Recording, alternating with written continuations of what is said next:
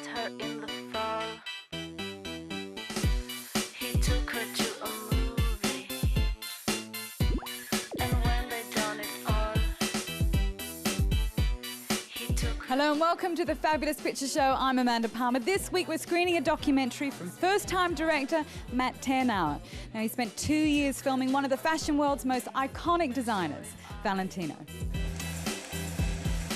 I love beauty. It's not my fault. And to Valentino, beauty means big girls, Non mettiamo nessuna nana. but not big hair. No. And later, Action! director Mira Nair's film school in Uganda sounds like fun. It's tough. It's like a boot camp for cinema. Also on the show, he's the Shakespeare of the shoot 'em up. But Johnnie To's latest film is lighter than air.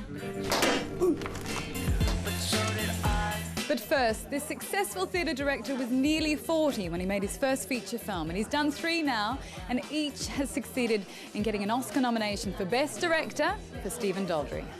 Bali. What's wrong with Bali? What's wrong with Bali? It's perfectly normal. Mrs. Dalloway said. Mrs. Dalloway said she would buy the flowers herself. Sally, I think I'll buy the flowers myself.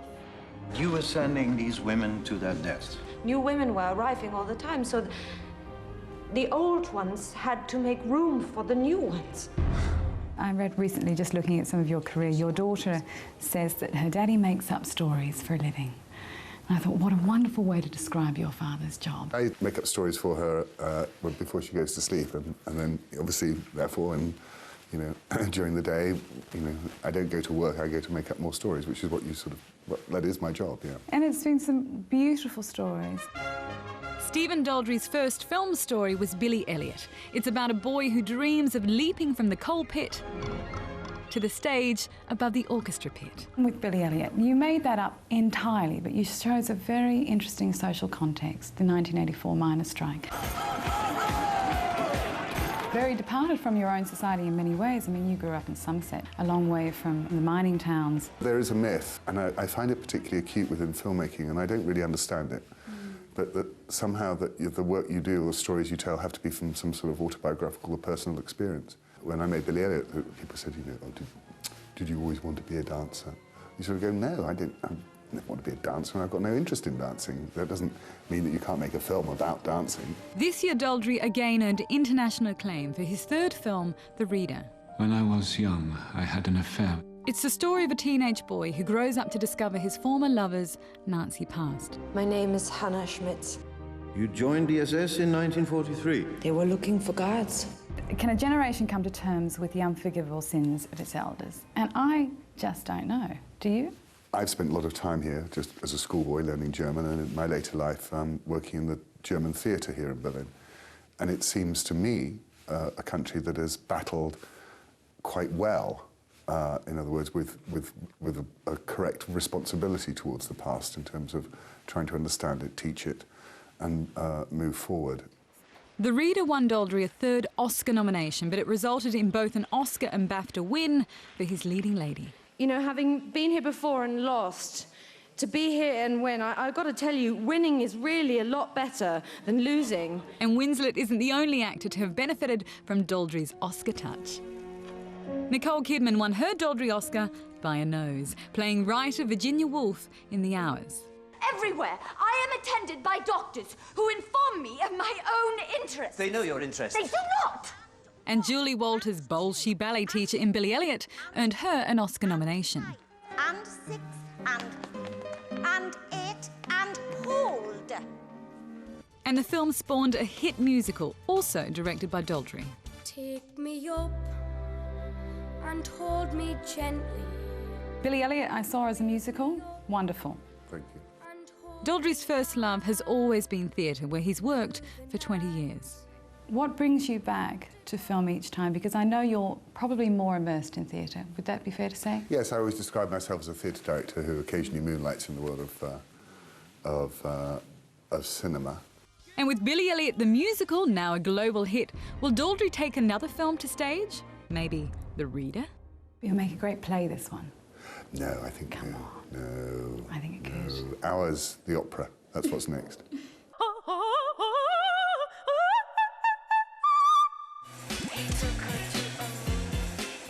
So many brilliant filmmakers have forsaken Hong Kong for Hollywood, but there's at least one major talent who says he'll never leave. Director Johnnie To. He's long been renowned as the Shakespeare of the shoot-'em-up. But Johnnie To's latest film is a love story between the director and the fast disappearing Hong Kong of his youth. For me, the main intention for doing this movie was to express dissatisfaction with the way the government is handling the city. Hong Kong is a city of rich cultural heritage from the East and the West, and nowadays we feel the government is doing nothing to preserve that. Johnnie To's childhood coincided with Hong Kong's classic era, the 1960s. But a teeming populace, scarce land, and a go-go mentality have led to the destruction of those buildings and structures that made that era so special. To believes this architectural annihilation has intensified since the 1997 handover of the city from Britain to China. Over the past 10 years, the government has torn down a lot of older buildings. You could say the collective memory of the people. So I wanted my film to capture the old Hong Kong. Sparrow doesn't just capture a visual sense of old Hong Kong. It also evokes the innocent flirtatiousness of 1960s eye-candy cinema.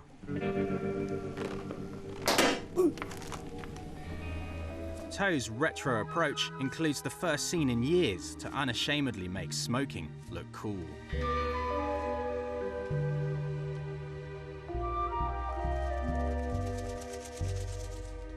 And his homage to the vibrant French musicals of the 60s.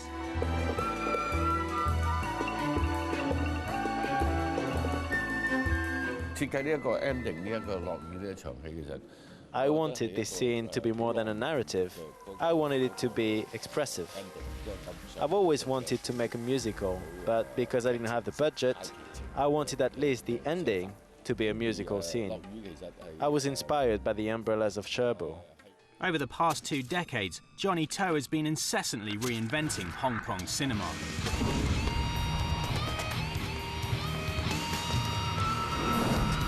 More than most action directors, To does the hard labor of creating interesting characters before sending them into combat.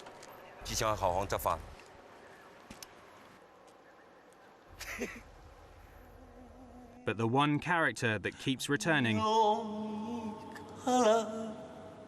is the city itself. In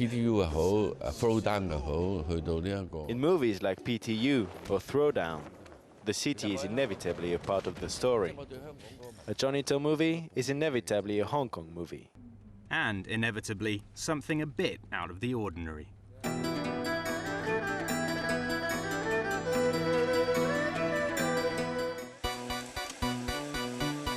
In part 2, we're screening Valentino, The Last Emperor. I have the filmmaker here. This is Matt TYRNAUER. He is the last emperor. He's also a movie star. Absolutely. I think we learned that. You know, he's been famous for 50 years as a designer, but he's a real actor and a real star. You literally stalk him for 2 years, stalking in a nice way. Well, stalking in a nice way. You know, fly on the wall. It's a cinema verite movie, so you really see, I think, the real Valentino for the first time in this film. Absolutely, and sometimes you're on the end of it as well, aren't you? He screams at me a lot. A lot. That's all in part 2. He met her in the